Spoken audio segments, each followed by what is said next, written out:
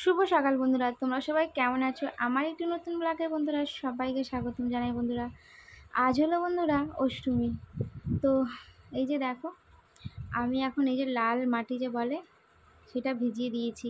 আর কার কার বাড়িতে এরকম নিয়ম আছে বন্ধুরা সেটা কিন্তু অবশ্যই বলো।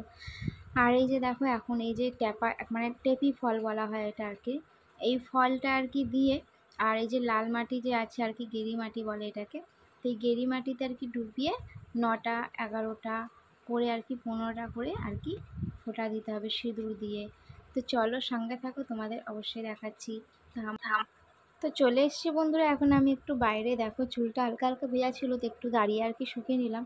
তারপরে চলো, গেরি মাটিটা তো ভিজিয়ে এসেছি, একটু ভিজে গেলে আর কি ফোঁটাগুলো দেবো আর পুজোটা দেবো।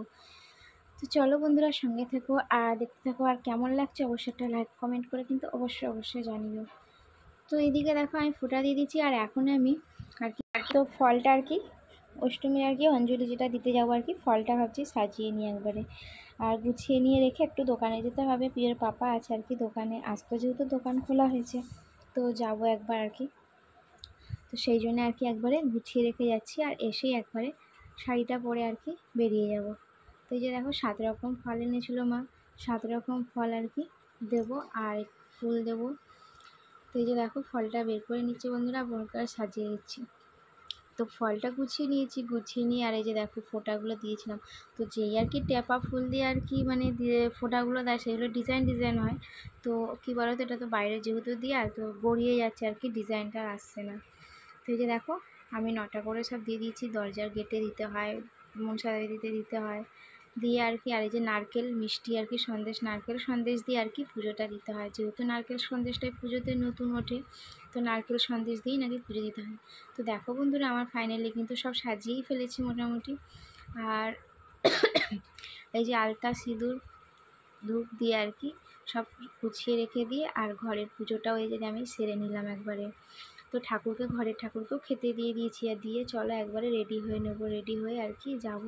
তো কী হয়েছে বলো তো, ভেবেছিলাম দোকানে যাব কিন্তু টাইমটা হয়েই গেল অঞ্জলির, তো সেই কারণে আর কি দোকানে যেতে পারলাম না। একবারে আর কি পুজোটা দিয়ে আর কি অঞ্জলিটা দিয়ে তারপরে আর কি একবারে দোকানে যাব ভেবেছি।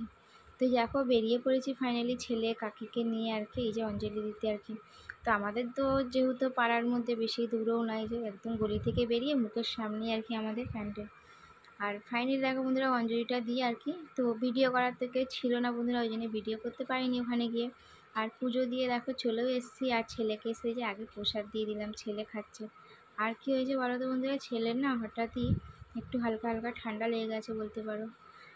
আর এই যে আজকে তো ভাত তো খাওয়া হবে না, তো লুচি হয়েছে, আজকে তো ময়দা খেতে হয়। লুচি আলু পটল কুমড়ো দিয়ে তরকারি হয়েছিল বন্ধুরা, এটাই আর কি সকালে টিফিন খেলাম। আর খেয়ে এই যে দেখো প্রসাদটা খেয়ে নিলাম বলতে একটা সন্দেশ খেলাম। টিফিনটা খাওয়ার পর আর কি একটা সন্দেশ খেলাম, আর একটু ভাবছি দুটো লুচি খাবো দেখো।